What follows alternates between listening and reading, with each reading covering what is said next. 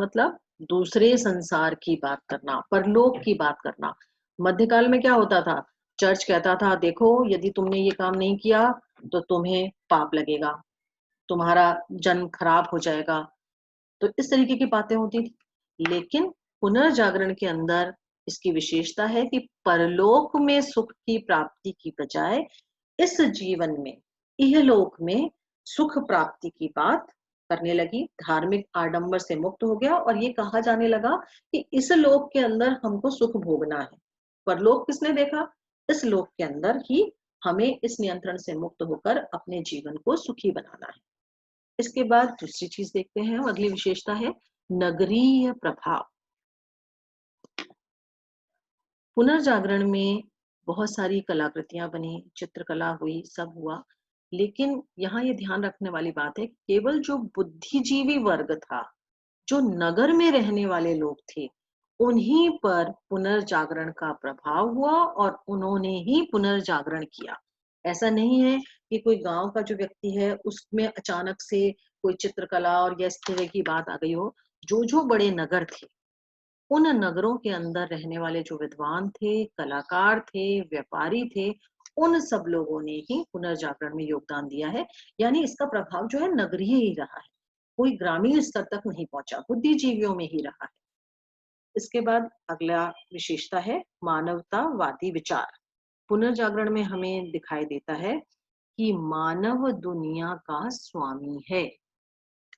कोई पादरी ईश्वर के प्रतिनिधि नहीं है, बल्कि मानव जो है वो महत्वपूर्ण है, वो है दुनिया का स्वामी। और मानव के उन्नत जीवन के लिए हमें उन्नत ज्ञान की प्राप्ति करनी चाहिए। ये मानवतावादी विचार ही है जो पुनर्जागरण के केंद्र में रहा। मनुष्य को उन्नत करने की जो इच्छा थी, उसी ने ये उन्नयन करवाया, सांस्कृतिक जो उन्नयन हुआ है, और उसी के कारण ये बौद्धिक आंदोलन हमें दिखाई देता है। इसके बाद अगली विशेषता है पुनर्जागरण की रूढ़िवादिता व अंधविश्वास के विपरीत तार्किकता को महत्व। पहले क्या होता था कि पहले जो कुछ कह दिया चर्च ने, जो भी पादरी ने कह दिया, आपको मानना पड़ेगा। उन्होंने कहा पृथ्वी चपटी है, जी हाँ चपटी है, मान लिया आपने। लेकिन क्योंकि आपको सिर्फ उनके ऊपर आस्था रखनी थी, उनके ऊपर श्रद्धा रखनी थी, वो जो कह रहे हैं जो का त्यों हमें मानना है। लेकिन पुनर्जागरण के अंदर एक नई चीज इन्वॉल्व होती है और वो है तर्क को महत्व। अब ये तर्क किया जाने लगा, नहीं धरती चपटी क्यों है, अगर धरती चपटी है तो पानी सारा का सारा नीचे क्यों नहीं गिर जाता। नहीं, प्रयोग किया जाएगा। लोग निकले, नाव पर निकले, जहाज में निकले, ये देखने के लिए कि भाई कहां तक है इस समुद्र का छोर। तो तर्क पे, प्रयोगों पर, इन पर बल दिया जाने लगा। ये पुनर्जागरण की विशेषता है। इसके बाद स्वतंत्र चिंतन को प्रोत्साहन। अभी तक क्या था कि आपको जो कुछ कह दिया जाए आप उसको मान लीजिए, अपना स्वतंत्र चिंतन या अपनी सोच वो सब नहीं रखनी है, अपनी बुद्धि को बंद करके रख दो, उसके बारे में कुछ नहीं करना है। लेकिन अब मनुष्य धर्म के बंधन से जब मुक्त होने लगा, धर्म से जब अलगाव होने लगा उसका, तो वो अपनी बुद्धि पर बल देने लगा और स्वतंत्र रूप से सोचने लगा, वैज्ञानिक रूप से सोचने लगा। इसके बाद अगली विशेषता है पुनर्जागरण की आलोचना और अन्वेषण की प्रवृत्ति का उदय। अन्वेषण कब होता है, यानी खोज कब होती है? जब मन में जिज्ञासा होती है। जिज्ञासा कब होती है? जब हम स्वतंत्र रूप से चिंतन करते हैं।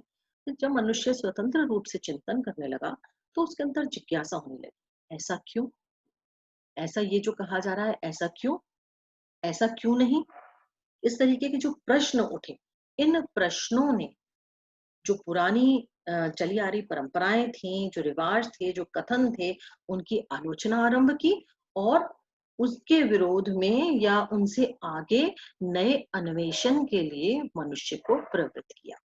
और उसके बाद हम देखते हैं कि अगला जो इसकी विशेषता है वो है मानव जीवन की उन्नति का स्रोत। क्योंकि अब व्यक्तिवाद डेवलप हुआ। अभी तक क्या था? केवल चर्च था, व्यक्ति तो कुछ था ही नहीं उसके सामने।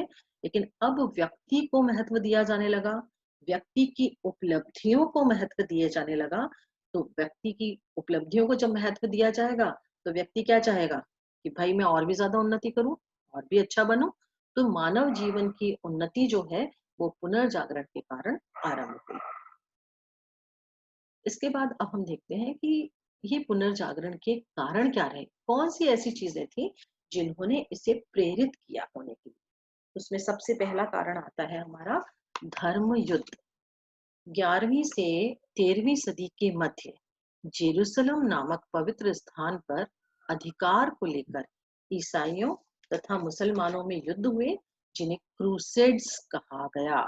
इस शब्द को ध्यान रखिएगा, क्रूसेड। क्रूसेड क्या है, उसे हम हिंदी में धर्मयुद्ध कहते हैं, लेकिन पश्चिमी इतिहास में यानी यूरोप के इतिहास से में उन्हें क्रूसेड्स के नाम से जाना जाता है। किस लिए हुए थे ये? आजकल जो वर्तमान में इजराइल है, उसी के अंदर जेरूसलम नामक स्थान है, जो 3 धर्मों के लिए बहुत महत्वपूर्ण था, बड़ा ही पवित्र स्थान था, और जिसमें मुसलमान थे, यहूदी थे और ईसाई थे। तीनों ही जेरूसलम को बहुत ही इंपॉर्टेंट मानते थे। क्या हुआ, पहले उस पे अरब के मुसलमानों का अधिकार था, जो कि बड़े ही उदार प्रवृत्ति के लोग थे।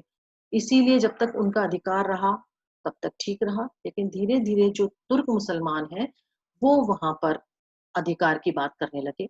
ईसाई अपना अधिकार कहते थे, मुसलमान अपना अधिकार कहते थे, और दोनों के पक्षों के बीच में जो 200 सालों तक जो लड़ाई चली है, उस लड़ाई को धर्म युद्ध के नाम से जाना जाता है। इन धर्म युद्धों का क्या परिणाम हुआ, क्या हुआ इन धर्म युद्धों से? पहला तो ये कि धर्म युद्धों के कारण यूरोप के लोगों का पूर्व से संपर्क हुआ, जिस कारण उनका बौद्धिक क्षितिज विकसित हुआ। पूर्व से संपर्क कैसे हुआ कि पश्चिम में जो यूरोप है, उस यूरोप के अंदर से लोग जो सेनाओं में थे वो पूर्व की ओर आए, इसराइल तक आए, अरब तक आए यहाँ पर। और यहाँ आकर उन्होंने यहाँ के लोगों को देखा, तो उन्हें पता चला, यहाँ के लोगों से मिले तो उन्होंने देखा कि अरे इनका ज्ञान तो हमसे बहुत ज्यादा है, ये तो बहुत कुछ जानते हैं, ये तो व्यापार में भी हमसे आगे हैं। और इस तरीके से उनका खुद का जो बौद्धिक क्षितिज था वो डेवलप हुआ। इसके अतिरिक्त पूर्वी देशों में अरब से हम देखते हैं अरबी अंक, ये जो आप 1 2 3 4 आज लिखते हैं, ये अरबी अंक है।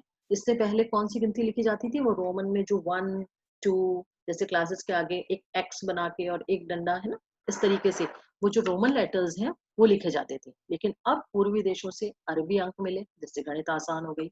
बीज गणित, कागज, आप जानते हैं चीन में हुआ था, उसके बाद अरब के माध्यम से वहां पहुंचा। दिग्दर्शक यंत्र, जिसे आप कंपास कहते हैं, इस सब का ज्ञान पश्चिम में पहुंचा, जिसने आगे खोजों में और अन्य चीजों में बहुत योगदान दिया। इसके बाद इन धर्म युद्धों के कारण एक चीज और भी, कि धर्म के बंधन में कमी आई। क्या कारण थे? पहला कारण तो ये था कि पोप का आशीर्वाद प्राप्त करने के बाद ईसाइयों की सेना जाती थी मुसलमानों से लड़ने के लिए, लेकिन उसके बावजूद भी उसकी हार हुई। तो इससे ये स्पष्ट हो गया उन्हें कि भाई पोप जो है वो ईश्वर का प्रतिनिधि प्रतिनिधि नहीं है या ईश्वर नहीं है, क्योंकि यदि हम उनका आशीर्वाद लेने के बावजूद भी असफल हो रहे हैं, इसका मतलब उन पे अंधश्रद्धा हमारी उचित नहीं है। और दूसरी चीज ये हुई कि नवीन विचारों और भौगोलिक यात्राओं से नव चिंतन को बल मिला। नए विचार आने लगे, भौगोलिक यात्राएं करने लगे, लोग समुद्र में जाने लगे, और उससे उनको नई नई चिंतन का बल मिला। इसके बाद अगला कारण है आर्थिक कारण। धर्म युद्ध के कारण ही यूरोपीय व्यापारी पूर्वी देशों में जाकर बस गए, जिससे उनके व्यापारिक संबंध बने और उनकी व्यापार में अधिक प्रगति होने लगी। जब व्यापारिक प्रगति हुई तो उसका परिणाम ये निकला कि एक तो नए नए विचार और प्रगतिशील तत्वों का समावेश हुआ। अभी तक तो उनपे बहुत रोक टोक थी व्यापार की, लेकिन जब पूर्वी देशों में गए तो उनको पता चला कि भाई इस तरीके से भी व्यापार किया जा सकता है, इन इन चीजों का भी हो सकता है, इस चीजों को बनाया भी जा सकता है। इस तरीके की चीजें उनके दिमाग में आई। इसके साथ ही साथ जब व्यापार ज्यादा होता है जिन नगरों का, तो वो नगर और ज्यादा विकसित होते हैं। और ये कौन से नगर थे? ये इटली के नगर थे, क्योंकि इटली अगर आप मैप में देखेंगे तो इटली भूमध्य सागर के वहां स्थित है। तो एक तो उसके पास बहुत सारे बंदरगाह थे, और जो भी पूर्वी देशों से जाएगा उसको इटली के बंदरगाहों पे रुक के फिर यूरोप के अंदर अपने माल को ले जाना पड़ेगा। तो इटली के जो नगर थे जहाँ पे बड़े बड़े बंदरगाह थे, वो सब नगरों का विकास हुआ जिनमें वेनिस, फ्लोरेंस और मिलान थे। इसके बाद यहाँ के व्यापारी जब समृद्ध हुए तो उन्होंने क्या किया अपने धन का? उन्होंने पुस्तकालय बनवाना शुरू किया, अपने नगरों को सुंदर करना शुरू किया, विद्वानों को बुलाना, उनको आश्रय देना, उनसे काम करवाना, ये सब शुरू किया और साथ ही साथ अपनी संतानों को पढ़ने के लिए दूर-दूर भेजना भी शुरू किया ताकि वो और भी ज़्यादा विकसित बुद्धि के साथ काम कर सकें। इसी के साथ एक और आर्थिक कारण था कि चर्च ये कहता था, यदि आपके पास धन अधिक है, तो उसे आप दान कर दीजिए। यानी आवश्यकता से अधिक किसी व्यक्ति के पास धन है, तो उसे वो दान कर दे। उसे ब्याज पर चढ़ाना बिल्कुल नियम विरुद्ध है या धर्म विरुद्ध है। लेकिन वो व्यापारी जो बहुत मेहनत करके अपना पैसा कमा रहा है, उसको ये जो सूद का नियम था चर्च का, वो उसे बड़ा बुरा लगता था और इसीलिए व्यापारी वर्ग ने आलोचना शुरू की चर्च की, क्योंकि इस नियम के कारण तो क्या है, अपना आवश्यकता से अधिक जो पैसा है वो दान दे देना होगा। लेकिन इतनी मेहनत से जो व्यापार में अपनी समृद्धि कर रहे हैं, जो लाभ कमा रहे हैं, उसको दान क्यों दें? और यही कारण था कि उन्होंने पुस्तकालय बनवाना, ये सब जो कार्य हैं, मूर्तियां बनवाना, बड़े बड़े महल बनवाना, उद्यान बनवाना, इस तरीके की जो चीजें हैं वो आरंभ कर। इसके बाद अगला कारण था पुनर्जागरण का, कुस्तुनतुनिया पर तुर्कों का आक्रमण।